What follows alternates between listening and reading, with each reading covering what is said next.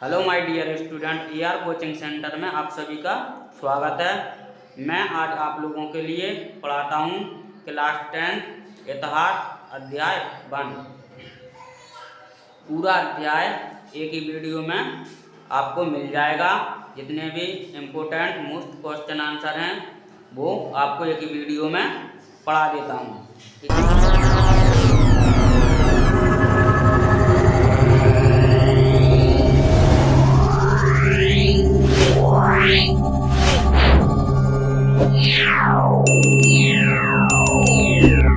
है, तो पहला क्या है अपना यूरोप में राष्ट्रवाद का उदय। यूरोप में राष्ट्रवाद का उदय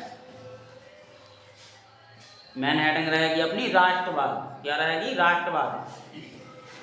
राष्ट्र के प्रति जो हमारे अंदर निष्ठा या प्रेम होता है, सभी आदर्शों नियमों को बनाए रखने के लिए ही राष्ट्रवाद कहलाता है। राष्ट्रवाद किसे कहते हैं? राष्ट्र के जो प्रति हमारे अंदर निष्ठा होती है, प्रेम होता है, आदर्श नियम कानून होते हैं, उन्हें बगैर तोड़े यानी कि बनाए रखने के लिए ही उन्हें हम बनाए रखें, उसी को ही हम राष्ट्रवाद कहते हैं। अगली अब आता है क्या? जब अपन ने राष्ट्रवाद पढ़ लिया है तो अब आएगा क्या? राष्ट्र। तो राष्ट्र देखते हैं क्या? राष्ट्र अर्नेस्ट रेनर के अनुसार समान भाषा नस्ल धर्मों से बने क्षेत्र को राष्ट्र कहते हैं। राष्ट्र किसे कहते हैं? समान भाषा नस्ल धर्मों से बने क्षेत्र को राष्ट्र कहते हैं। अब इसके बाद आता है नारीवाद। नारीवाद क्या है? स्त्री पुरुषों की सामाजिक, आर्थिक एवं राजनीतिक सोच के आधार पर महिलाओं का अधिकार नारीवाद कहलाता है। जो स्त्री पुरुषों की सामाजिक, आर्थिक, राजनीतिक जो सोच रहती है, उस सोच के आधार पर महिलाओं का अधिकार नारीवाद कहलाता है। अब आता है स्टेट जनरल। स्टेट जनरल 1789 के स्टेट जनरल एक आम सभा थी जो उस क्षेत्र के फ्रांसीसी संप्रदायों का प्रतिनिधित्व करती थी। स्टेट जनरल क्या थी? एक सभा थी और 1789 में की गई थी, जिसका फ्रांसीसी प्रतिनिधित्व करती थी। फ्रांसीसी संप्रदायों का प्रतिनिधित्व करती थी और बाद में इसका नाम नेशनल असेंबली रखा गया। बाद में इसका नाम नेशनल असेंबली रखा गया। ठीक है, तो ये तो हो गया अपना राष्ट्रवाद, राष्ट्र, नारीवाद। ये हो गया अपना राष्ट्रवाद, राष्ट्र, नारीवाद, स्टेट जनरल। इसके बाद अब आता है फ्रांसीसी क्रांति। फ्रांसीसी क्रांति और राष्ट्र का विकास। जो फ्रांसीसी क्रांति थी उसमें राष्ट्र के विकास के लिए क्या क्या उन्होंने किया। फ्रांसीसी क्रांति की शुरुआत 1789 ईस्वी में हुई थी। मेन इम्पोर्टेंट हेडिंग क्या है इसके? ऑप्शन क्या? फ्रांसीसी क्रांति की शुरुआत 1789 ईस्वी में हुई थी। दूसरी, फ्रांसीसी क्रांति में सभी लोगों की मांग थी कि राजतंत्र को हटाकर प्रजातंत्र बनाया जाए। और तीसरा स्टेप क्या है?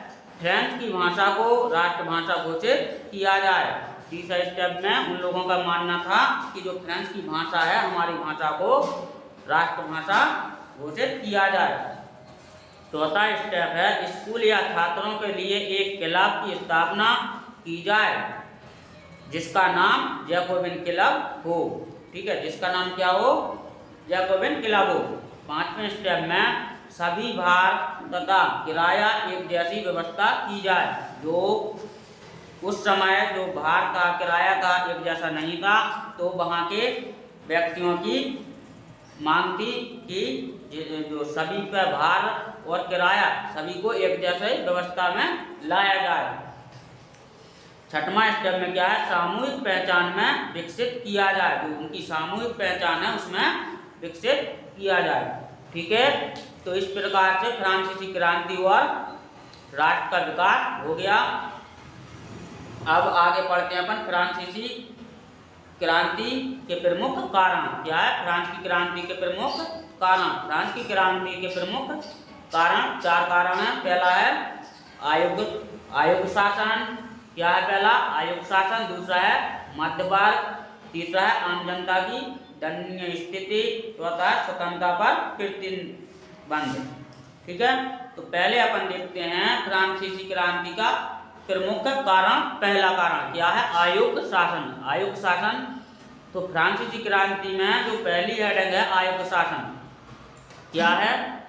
फ्रांस की क्रांति के समय लुई वंश का शासन था। जो फ्रांस की क्रांति थी उस समय क्या था? लुई वंश का शासन था, जो जिद्दी तथा कर्तव्यहीन शासन था। उनका शासन जिद्दी था और कर्तव्यहीन था, सही कर्म नहीं थे, यह सुधारों का पक्षधर नहीं था। जो फ्रांसीसी क्रांति का शासन था वो बहुत बेकार था, कर्तव्यहीन था।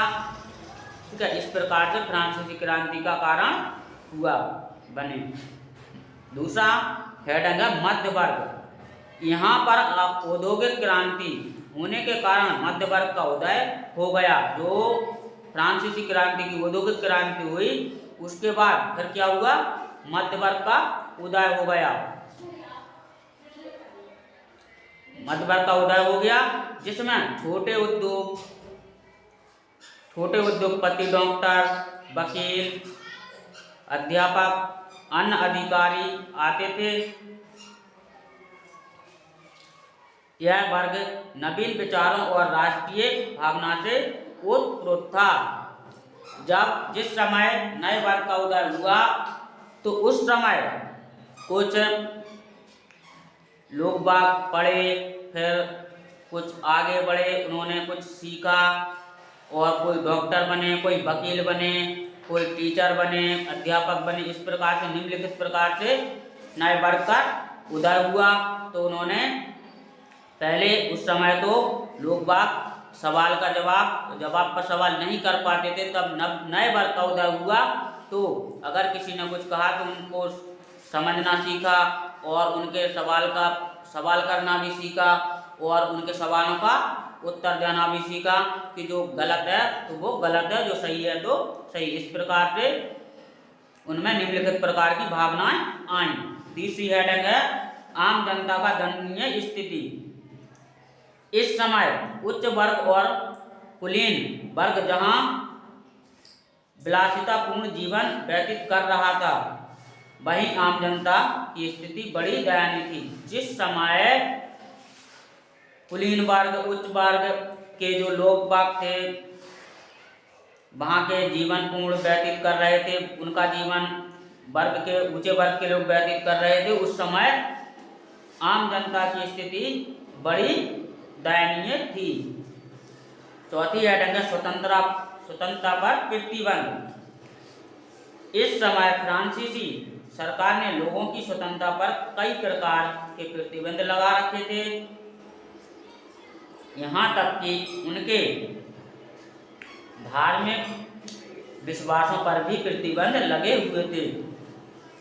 जिस समय फ्रांसीसी क्रांति चल रही थी तो उस समय फ्रांसीसी क्रांति ने सरकार ने लोगों पर इस प्रकार प्रतिबंध लगा दिए थे कि उन्हें निम्नलिखित प्रकार की परेशानियां भुगतना पड़ी।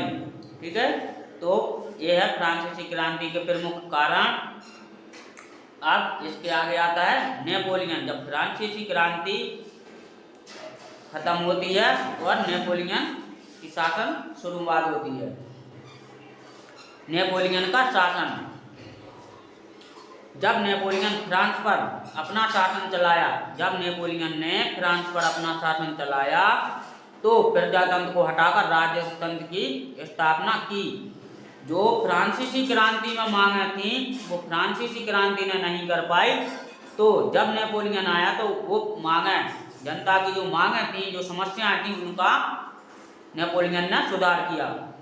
दूसरा स्टेप क्या है? एक समान कानून लागू। जो फ्रांसीसी क्रांति में एक समान कानून लागू नहीं था, वो नेपोलियन के शासन में एक समान कानून हो गया, कानून लागू किया गया तो जनता अच्छे से रहने लगी। तीसरी हेडिंग है संपत्ति के अधिकार को सुरक्षित बनाया। जो उनकी संपत्ति थी उनके अधिकार के द्वारा ही सुरक्षित बनाया। जितना अधिकार जिसका है उतना लोग बागों को मिलेगा। चौथी हेडिंग क्या है? सभी वर्गों को समान रखना। जो निम्नलिखित वर्ग के लोग बाग थे पहले फ्रांसीसी क्रांति में समान नहीं रखा जाता था, उन्हें समान कानून समान नहीं दिया जाता था। अब नेपोलियन के शासन में सभी वर्गों को समान रखना। पांचवा स्टेप है दास्ता और जागीर को खत्म करना। जो दास्ता थी जागीरी थी उसको नेपोलियन ने खत्म कर दिया। छठवां स्टेप है यातायात और संचार के साधनों की व्यवस्था। जो जिस समय नेपोलियन का शासन आया तो उन्होंने यातायात और संचार के साधन की निम्नलिखित प्रकार की व्यवस्थाएं की। अब इसके आगे आता है नेपोलियन द्वारा किए गए सुधार। नेपोलियन विश्व के महानतम व्यक्तियों में से एक था। उसके असाधारण कार्यों और आश्चर्यजनक विजयों ने 1799 ईस्वी से 1815 ईस्वी तक संपूर्ण यूरोप को प्रभावित किया और निम्नलिखित सुधार किए। ठीक है, अब नेपोलियन ने क्या क्या सुधार किए देखते हैं। नेपोलियन के द्वारा किए गए सुधार। पहला सुधार है नेपोलियन का शासन संबंधी सुधार।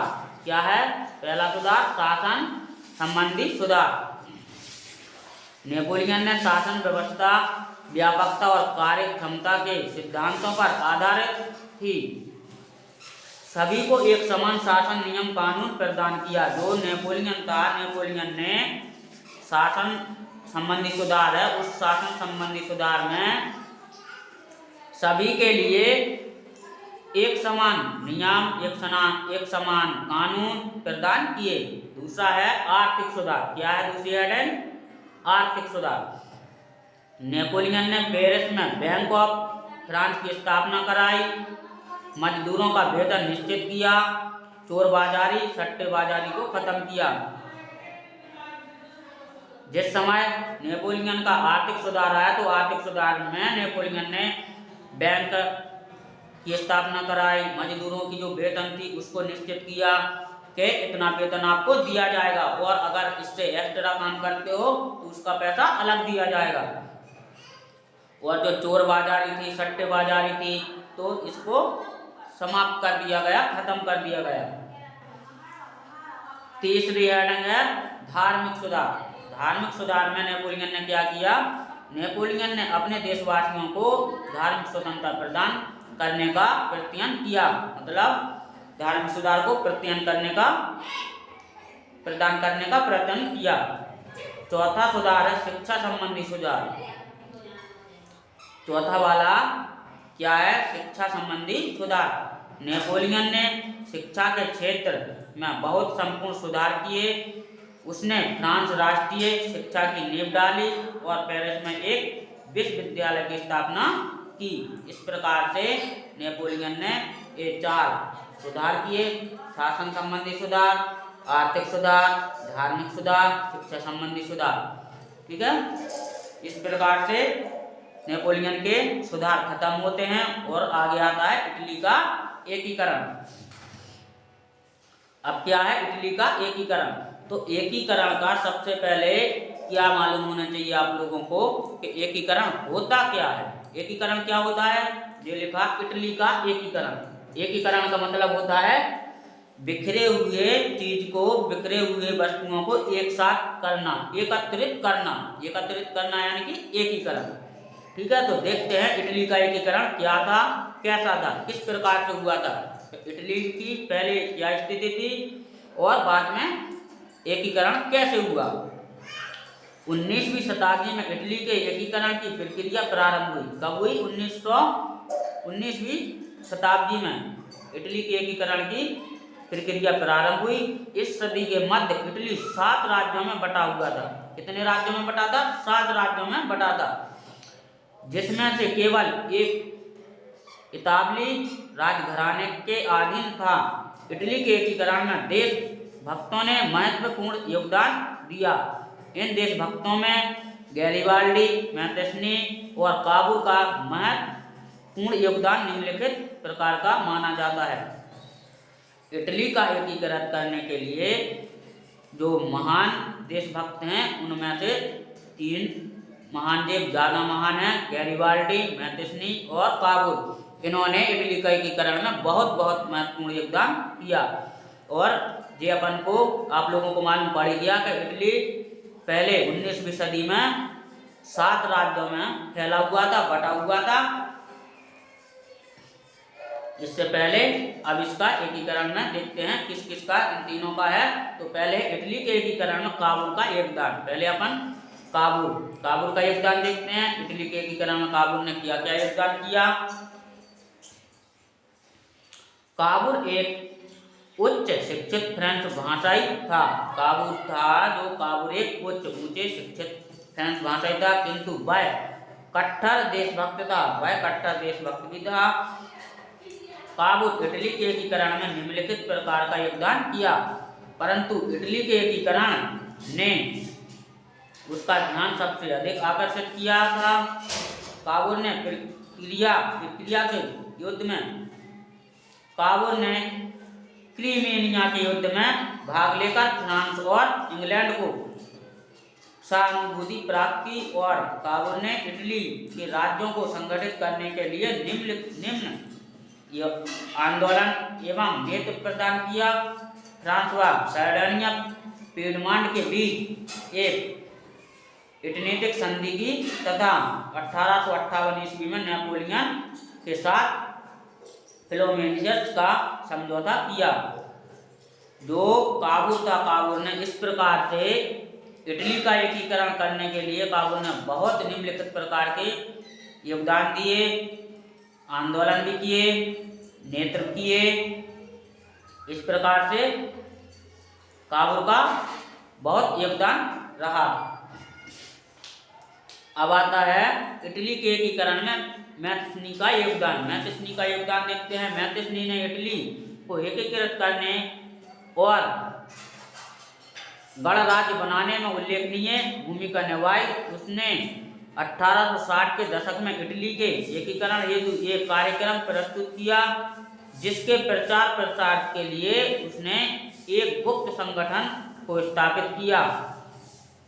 उसने क्या किया, एक कार्यक्रम रखा, जैसे कहीं कार्यक्रम रखा और उसमें गुप्त संचार प्रचार और प्रसार के लिए गुप्त संगठन को स्थापित किया एवं यंग इटली बनाया। मैतेस्नी ने इटली को संक्रिय करने के लिए सबसे ज़्यादा प्रयास किया। ठीक है, तो जो मैतेस्नी थे उसने भी इटली के एकीकरण में बहुत ज़्यादा योगदान दिया। उसने देखो कई कार्यक्रम किए, नेतृत्व किए, नाच गान वाला कार्यक्रम, जिससे वहाँ पर लोग बाग इकट्ठे हुए, बहुत से भीड़ में कार्यक्रम देखा, फिर वहाँ पर प्रस्तुत किया और जो उनके गुप्तचर थे उनकी वजह से इन्होंने निम्नलिखित प्रकार के स्थापित किए और बहुत योगदान रहा। इटली के एकीकरण में मैरीबाल्डी का योगदान। मैरीबाल्डी को इटली की सेना का निर्माता कहा जाता है। मैरीबाल्डी को इटली की सेना का क्या कहा जाता था, निर्माता कहा जाता है। इटली के एकीकरण के लिए गैरिबाल्डी ने महत्वपूर्ण कार्य किए। 1859 सार्डिनिया पीडमांड ने ऑस्ट्रेलिया को पराजित किया। इस युद्ध में गैरिबाल्डी के नेतृत्व में अनेक सैनिकों ने भाग लिया। 1861 ईस्वी में विक्टर एमैनुएल द्वितीय को इटली का राजा घोषित किया गया और 1870 ईस्वी में इटली का एकीकरण पूर्ण हुआ। ठीक है, तो इस प्रकार से इटली का एकीकरण है। इसके बाद अब आता है जर्मनी का एकीकरण।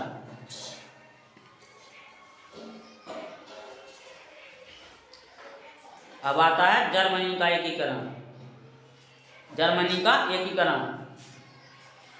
1848 ईस्वी में राष्ट्रवादी भावना और जर्मनी में मध्यवर्गीय लोगों के बीच राष्ट्रवादी भावनाएं थी। जर्मन के विभिन्न क्षेत्रों को मिलाकर राष्ट्र राज्य बनाने का प्रयास किया गया। अब इसी प्रकार जर्मनी का एकीकरण है कि जैसे इटली का एकीकरण था, ऐसे जर्मनी का एकीकरण है। अलग अलग बिखरे हुए थे तो एकीकृत, जो हमने बताई दिया मैंने आपको, एकत्रित करना। जर्मनी का एकीकरण से पूर्व अनेक राज्यों को विभक्त था। जर्मनी एकीकरण से पूर्व अनेक राज्यों में क्या था? विभक्त था, अनेक राज्यों में विभक्त था। जर्मनी का एकीकरण बिस्मार्क ने किया था। जो जर्मनी का एकीकरण था वो बिस्मार्क ने किया था, जो प्रुस्सिया के शासक विलियम प्रथम का प्रधानमंत्री था। अगला वाला स्टेप है जर्मनी के एकीकरण का आरंभ प्रुस्सिया के सिंहासन पर विलियम प्रथम के आसीन से हुआ। अगला स्टेप है विलियम प्रथम ने बिस्मार्क को अपना प्रधानमंत्री नियुक्त किया। अगला स्टेप है बिस्मार्क ने ही जर्मनी का एकीकरण किया। किसने किया? बिस्मार्क ने। अगला स्टेप देखते हैं जर्मन संघ के उदारवादी मध्य वर्ग 1848 ईस्वी में इनका मकसद जर्मन के एक राज्य संघ बनाना था, लेकिन उनकी ये योजना असफल हो गई। ठीक है, इतना हो गया। अगला स्टेप है इस योजना को राजशाही और फौज की ताकत ने मिलकर दबा दिया। उन्होंने योजना बनाई और राजशाही ताकत और फौज की ताकत इन्होंने मिलकर उनकी योजना को दबा दिया था। प्रुस्सिया के प्रधानमंत्री बिस्मार्क ने जर्मन संघ के एकीकरण के लिए आंदोलन किया। फिर प्रुस्सिया के प्रधानमंत्री बिस्मार्क ने आंदोलन किया। अगला वाला स्टेप है 7 वर्षों के दौरान ऑस्ट्रेलिया, डेनमार्क और फ्रांस 3 युद्धों में प्रुस्सिया की जीत हुई और एकीकरण की प्रक्रिया शुरू हुई। जब इन्होंने 7 वर्षों तक युद्ध के दौरान 3 जगह से युद्ध जीतकर इनकी जीत हुई, फिर एकीकरण की प्रक्रिया शुरुआत हुई। और अगला वाला स्टेप है 18 जनवरी 1871 में प्रुस्सिया के राजा विलियम प्रथम को जर्मन का सम्राट घोषित किया गया। अगला वाला स्टेप है जर्मनी में मुद्रा, बैंकिंग, कानून और न्याय प्रणाली पर नए राज्य ने बल दिया। तो इस प्रकार से जर्मनी का भी एकीकरण होता है।